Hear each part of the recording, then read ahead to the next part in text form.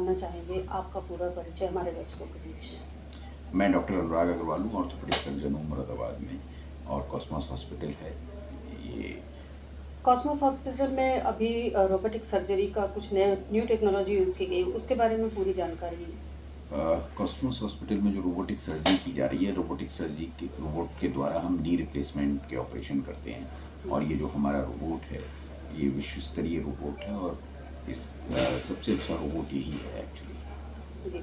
अभी तक robotic surgery के बारे में लोगों ने सुना था, लेकिन क्या इसके फीचर्स हैं और उत्तर प्रदेश अभी जैसे कि जानकारी दी, यूपी और उत्तराखंड में फर्स्ट टाइम ये यहाँ पर यूज़ की जा रही है, लॉन्च की जा रही है, तो इसमें क्या ऐसी नई खासियत है जो पेशेंट्स को मिलेंगी? रोबोटिक सर्जरी एकदम नई टेक्नोलॉजी है। विदेशों में ये पिछले 5-7 साल से यूज़ हो रही है लगभग, लेकिन हमारे देश में अभी 1-2 साल से ही आई है चलन में ये।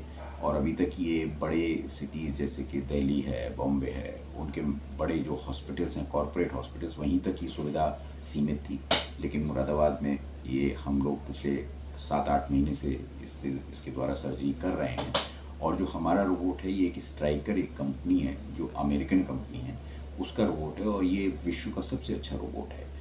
और इसमें ख़ास बात ये होती है कि जिस कंपनी का रोबोट होता है, आप उसी कंपनी का इम्प्लांट, यानी कि जो आर्टिफिशियल नी है या जॉइंट है, उसी कंपनी का आप इस्तेमाल कर सकते हैं। तो अगर आप किसी दूसरी कंपनी का आप रोबोट से सर्जरी कर रहे हैं, तो आप ये समझिए कि आप उतना अच्छा इम्प्लांट भी इस्तेमाल नहीं कर रहे हैं। रोबोट तो जो है उसकी गुणवत्ता तो अलग है, लेकिन जो इस्तेमाल होने वाला इम्प्लांट है उसकी भी गुणवत्ता उस पर आधारित होती है, क्योंकि उसी पर्टिकुलर कंपनी के रोबोट से उसी पर्टिकुलर कंपनी का इम्प्लांट यूज़ होता है। तो सर से मुर्दाबाद के लिए क्या लाभ है?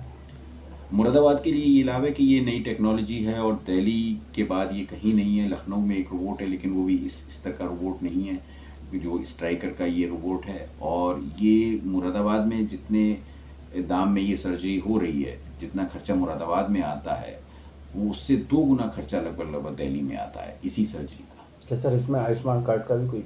आयुष्मान कार्ड में रोबोट अभी कवर नहीं हो रहा है, तो आयुष्मान कार्ड से तो हम अभी जो परंपरागत तरीके से नी रिप्लेसमेंट करते हैं। लेकिन मेरी सरकार से ये रिक्वेस्ट है, और आपके द्वारा, खास करके पत्रकार बंधुओं के द्वारा और आपके चैनल के द्वारा, कि सरकार इस तरफ ध्यान दे, और रोबोट के जो एक्स्ट्रा खर्चे हैं, जो रोबोटिक सर्जरी में एक्स्ट्रा खर्चे आते हैं, उनको भी आयुष्मान कार्ड में कवर करने की कोशिश करे, ताकि हमारे गरीब जो सोशो इकोनॉमिक स्टेटस के लोग हैं, वो भी इसका लाभ उठा सकें।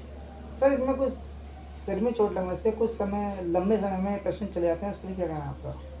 सर में चोट लगने का, देखिए, ये थोड़ा, अभी तो रोबोट की बात कर रहे थे हम, थोड़ा अलग सवाल आपने कर दिया है। सर की चोट का जो संबंध है वो न्यूरो सर्जरी से होता है, और हमारे सेंटर पे न्यूरो सर्जरी बहुत ज़्यादा डेवलप्ड है। हमारे सेंटर पर डॉक्टर संजय गुप्ता हैं, जो वरिष्ठ न्यूरो सर्जन हैं, और उनका जो अनुभव है वो काफ़ी अधिक है। तो जो भी सर में चोट लगने के कारण जो भी समस्याएं उत्पन्न होती हैं, उस पर कभी कभी पेशेंट्स को बहुत लंबे लंबे समय तक हॉस्पिटल में रहना पड़ता है। तो उसका बड़ा मरीज के किन-किन हालातों में इस रोबोटिक सर्जरी को इस्तेमाल किया ये जा रोबोटिक सकता है? सर्जरी केवल नी रिप्लेसमेंट के लिए इस्तेमाल होगी, अभी घुटना प्रत्यारोपण के लिए, और उसके बाद हम हिप जॉइंट रिप्लेसमेंट, और बाद में अभी नेक्स्ट ईयर हमारा जो है, इससे रीढ़ की हड्डी यानी स्पाइन के ऑपरेशन करने का भी इरादा है। तो उसके लिए हमको इसके सॉफ्टवेयर को और डेवलप करना पड़ेगा, जो अभी इन प्रोसेस है।